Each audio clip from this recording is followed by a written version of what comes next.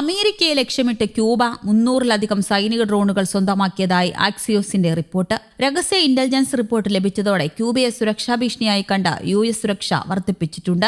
ഗാണ്ടനാമോ bay naval base, US സൈനിക കപ്പലുകൾ, ഫ്ലോറിഡയിലെ key west തുടങ്ങിയവ ക്യൂബ ലക്ഷ്യമിട്ടുവെന്നാണ് രഹസ്യ വിവരം. അമേരിക്കയുമായി വളരെ അടുത്തു നിൽക്കുന്ന സാങ്കേതിക വിദ്യയുള്ളതാണ് ക്യൂബ സ്വന്തമാക്കിയ ഡ്രോണുകൾ. ക്യൂബയ്ക്ക് റഷ്യയും ഇറാനുമായുള്ള ബന്ധവും കൂടി നോക്കുമ്പോൾ ആശങ്കാജനകമായ സാഹചര്യമാണ് ഉള്ളത് എന്നും വളർന്നുവരുന്ന ഭീഷണിയാണെന്നും US വിലയിരുത്തി. പതിറ്റാണ്ടുകളായി ശത്രുതയിലുള്ള രാജ്യങ്ങളാണ് അമേരിക്കയും ക്യൂബയും. നേരത്തെ അമേരിക്കൻ ചാരസംഘടനയായ CIA തലവൻ ജോൺ റാഡ്ക്ലിഫ് ക്യൂബൻ രഹസ്യാന്വേഷണ സംഘത്തിലെ ഉന്നത ഉദ്യോഗസ്ഥരുമായി കൂടിക്കാഴ്ച നടത്തിയിരുന്നു. ഇത് ഇരു രാജ്യങ്ങളും തമ്മിലുള്ള നയതന്ത്ര ബന്ധത്തിൽ നിർണായക ചുവടുവെപ്പായിരുന്നു. ക്യൂബയ്ക്ക് മേൽ അമേരിക്ക കൂടുതൽ പിടിമുറുക്കിയേക്കുമെന്ന സൂചനകൾക്കിടെയായിരുന്നു നീക്കം. അമേരിക്കൻ സമ്മർദ്ദത്തെ തുടർന്ന് ഇപ്പോൾ കടുത്ത ഇന്ധനക്ഷാമം നേരിടുകയാണ് ക്യൂബ. US ഉപരോധത്തെ തുടർന്ന് രാജ്യം കടുത്ത പ്രതിസന്ധിയിലാണെന്നും പക്കലുള്ള ഇന്ധനം പൂർണ്ണമായി തീർന്നെന്നും ക്യൂബൻ സർക്കാർ ഔദ്യോഗികമായി പ്രഖ്യാപിച്ചിരുന്നു. ഇതിന് പിന്നാലെയാണ് അമേരിക്കൻ രഹസ്യാന്വേഷണ സംഘത്തിന്റെ മേധാവിയുടെ സന്ദർശനം. ക്യൂബയുടെ ദീർഘകാല സഖ്യകക്ഷിയായ റഷ്യയിൽ നിന്നുള്ള ഒരു കപ്പൽ മാത്രമാണ് നിലവിൽ ഇന്ധനവുമായി എത്തിയത്. ക്യൂബൻ കമ്മ്യൂണിസ്റ്റ് ഭരണകൂടത്തെ താഴെയിറക്കാനുള്ള നീക്കങ്ങൾ ട്രംപ് ഭരണകൂടം നടത്തുന്നതിനിടെയാണ് ഇപ്പോൾ രഹസ്യാന്വേഷണ റിപ്പോർട്ട് പുറത്തു വന്നിരിക്കുന്നത്.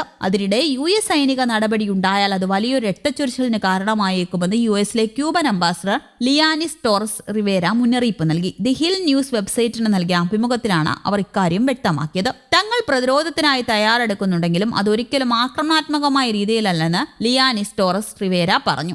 US പ്രദേശത്തിനെതിരെയോ അവിടുത്തെ ജനങ്ങൾക്കെതിരെയോ ഏതെങ്കിലും തരത്തിലുള്ള സൈനിക നടപടികൾ ആദ്യം സ്വീകരിക്കാൻ ക്യൂബ ഉദ്ദേശിക്കുന്നില്ല. ക്യൂബക്കാർ തങ്ങളുടെ മണ്ണിൽ മരിച്ചു വീഴാനോ അതല്ലെങ്കിൽ ഒരു അമേരിക്കൻ സൈനികൻ പോലും കൊല്ലപ്പെടാനോ ആഗ്രഹിക്കുന്നില്ലെന്നും അവർ കൂട്ടിച്ചേർത്തു. ക്യൂബയുടെ പരമാധികാരം, സ്വാതന്ത്ര്യം, സ്വയം നിർണയാവകാശം എന്നിവയിൽ ഒരു വിട്ടുവീഴ്ചയ്ക്കും രാജ്യം തയ്യാറല്ല. ഹവാന ഒരിക്കലും US ഒരു ഭീഷണിയല്ല. ക്യൂബക്കാർ ആഗ്രഹിക്കുന്ന രീതിയിൽ തങ്ങളുടെ ഭാവി തീരുമാനിക്കാൻ തങ്ങളെ ഒറ്റയ്ക്ക് വിടണമെന്നും സമാധാനം മാത്രം ആഗ്രഹിക്കുന്ന ഒരു ചെറിയ ദ്വീപ് രാഷ്ട്രമാണ് തങ്ങളെന്നും ടോറസ് റിവേര ആവർത്തിച്ചു. US ഏർപ്പെടുത്തിയ കടുത്ത ഉപരോധങ്ങളെ തുടർന്ന് കടുത്ത ഇന്ധനക്ഷാമവും നീണ്ടുനിൽക്കുന്ന വൈദ്യുതി തടസ്സവും കാരണം ക്യൂബൻ ജനതയുടെ വലിയ പ്രതിസന്ധി സാഹചര്യത്തിലാണ് അംബാസഡറുടെ പരാമർശം. ജനുവരിയിൽ ക്യൂബയുടെ പ്രധാന എണ്ണ വിതരണക്കാരനായ വെനസ്വേലയുടെ പ്രസിഡന്റ് നിക്കോളാസ് മഡൂറയെ US തടങ്കലിലാക്കിയിരുന്നു. കൂടാതെ ക്യൂബയ്ക്ക് എണ്ണ വിൽക്കുകയോ വിതരണം ചെയ്യുകയോ ചെയ്യുന്ന ഏതൊരു രാജ്യത്തിന്മേലും കടുത്ത തീരുവ ചുമത്തുമെന്ന് US ഭീഷണിപ്പെടുത്തുകയും ചെയ്തിരുന്നു. ഇതോടെയാണ് ക്യൂബയിലെ ഊർജ്ജ പ്രതിസന്ധി ചരിത്രത്തിലെ ഏറ്റവും രൂക്ഷമായ ഘട്ടത്തിലെത്തിയത്.